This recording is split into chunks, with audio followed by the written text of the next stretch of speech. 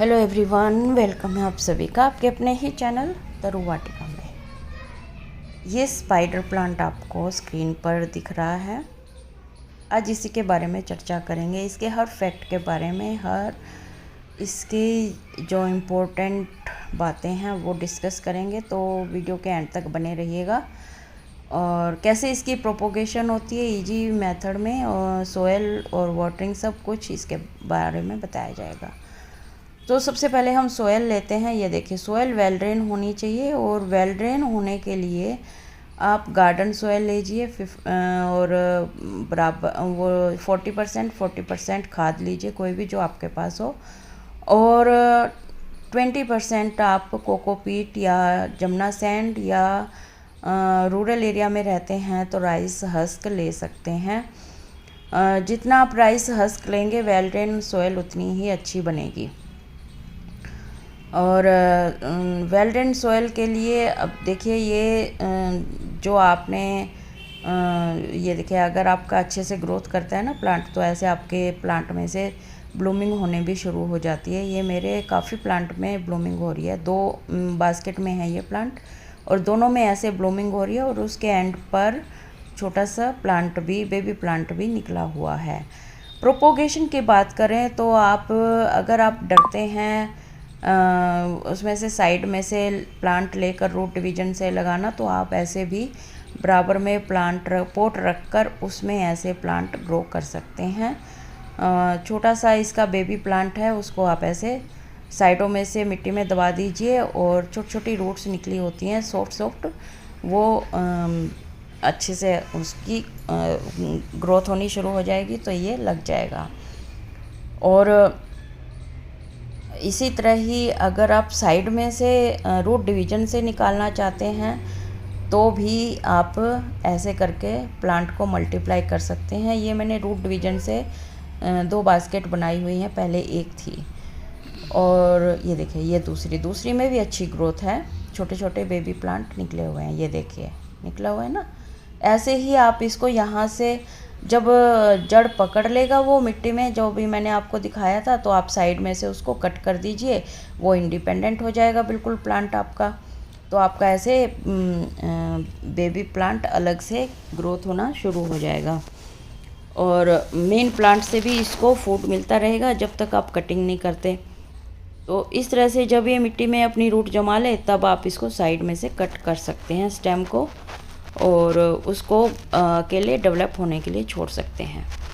तो एक ये तरीका है प्रोपोगेशन का, एक साइड में से रूट डिवीजन करके वो आप कर सकते हो मल्टीप्लाई।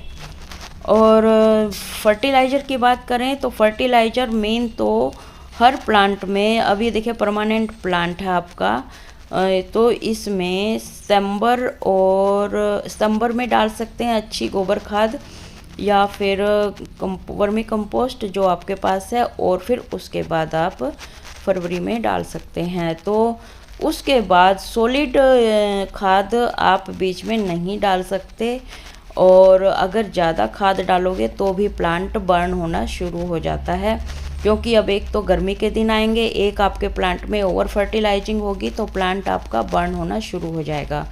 और अगर आप बस ये 2 महीने साल के सॉलिड खाद डालोगे, और बीच बीच में लिक्विड कंपोस्ट लिक्विड वाली वो डालोगे, वो ठंडी रहती है, पानी में गोबर खाद या वर्मी कंपोस्ट डालकर, और उसका पानी 24 घंटे के बाद डाइल्यूट करके डालोगे, तो वो सबसे अच्छी खाद होती है। इसके अलावा आप पत्तों की खाद भी डाल सकते हैं, और ये पत्तों की खाद डाल सकते हैं, नीम के पत्तों की खाद डाल सकते हैं थोड़ी थोड़ी, और इस तरह से आप अपने प्लांट को फर्टिलाइज़र कर सकते हैं। ये बेस्ट तरीका है। ये नहीं कि आप हर 15वें दिन के बाद गोबर खाद डाल दें। ज़्यादा फर्टिलाइज़र डालने से भी प्लांट मर सकता है।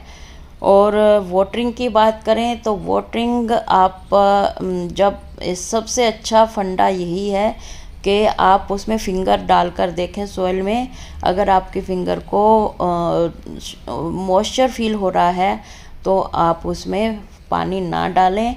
अगर ड्राई लग रहा है तो आप उसमें पानी डाल सकते हैं। इधर उधर से पूछने की ज़रूरत नहीं है, वाटरिंग मैंने कम करी ज़्यादा करी, ऐसा कुछ नहीं है। ये सब प्लांट्स के लिए फंडा एक ही है, ये जो मैंने आपको बताया।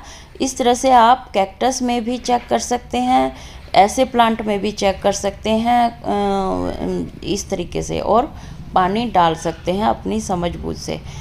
ओवर वाटरिंग से प्लांट जल्दी ख़राब होता है, लेस वाटरिंग से प्लांट फिर भी जिंदा रहता है।